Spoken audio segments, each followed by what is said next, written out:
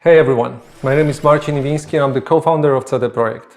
When I started Projekt 25 years ago, one of its founding principles was honest and direct communication with gamers. When Projekt Red, the game development part of Projekt was born, it added something important to that principle, the ambition to make the best games in the world. It became our mission and something that guided us up until now. Based on that legacy of genuine and honest communication, you've trusted us and pre-ordered our game. And despite good reviews on PC, the console version of Cyberpunk 2077 did not meet the quality standard we wanted it to meet. I and the entire leadership team are deeply sorry for this, and this video is me publicly owning up to that. Please don't fault any of our teams for what happened. They all are incredibly talented and hardworking.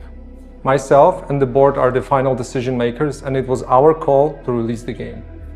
Although, believe me, we never ever intended for anything like this to happen. I assure you that we'll do our best to regain your trust. Now I'd like to tell you how the situation looked like from the inside. Cyberpunk 2077 is huge in scope. And I'm not only talking about quests or things you see at first glance. I'm talking about a multitude of custom objects, interacting systems and mechanics. In the game, everything is not stretched out over flat terrain where we can make things less taxing hardware-wise, but condensed in one big city and in a relatively loading-free environment. On its own, this is a challenge, but we made it even more difficult for ourselves by wanting to make the game look epic on PCs and then adjusting it to consoles, especially old gens. That was our core assumption, and things did not look super difficult at first. We knew the hardware gap, yes, but ultimately, I think that time has proven that we've underestimated the task. To give a concrete example and the main culprit, we had to constantly improve our in-game streaming system for all-gen consoles. Streaming is responsible for feeding the engine with what you see on screen, as well as the game mechanics. And since the city is so packed and the disk bandwidth of all gens is what it is, it constantly challenged us. Every change and improvement needed to be tested, and as it turned out, our testing did not show a big part of the issues you experience while playing the game. As we got closer to the final release, we saw significant improvements each and every day, and we really believed we would deliver in the final Day Zero update. Now let's talk about the review process. We started sending our PC review keys in the first days of December. On launch day, December 10th, we hit the ground running with a really good start on PC. While not perfect, it's a version of Cyberpunk we are very proud of. At the same time, we're fighting for quality on all-gen consoles till the very last moment. And every extra day of us working on the Day Zero update brought visible improvement. This is why we started sending console review keys on the 8th of December, which was later than we originally planned. This all happened while working from home with all the challenges resulting from the COVID-related restrictions. A lot of the dynamics we normally take for granted got lost over video calls or email, and we took that hit too.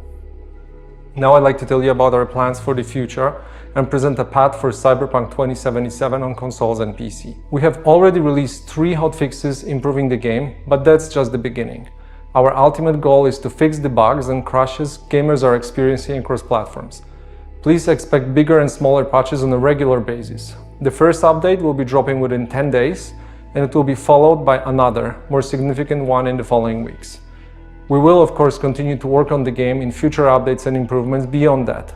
Our big plans for supporting Cyberpunk in the long term did not change.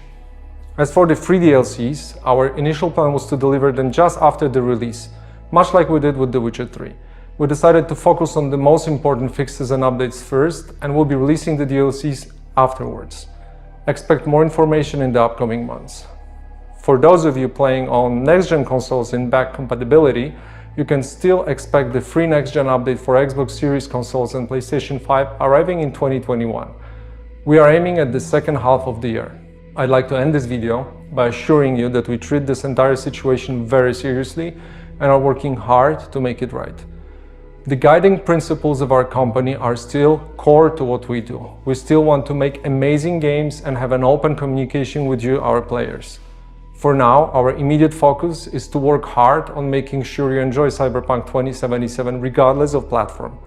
Beyond Cyberpunk, we have many plans for the future, which we'll share more about when we're ready.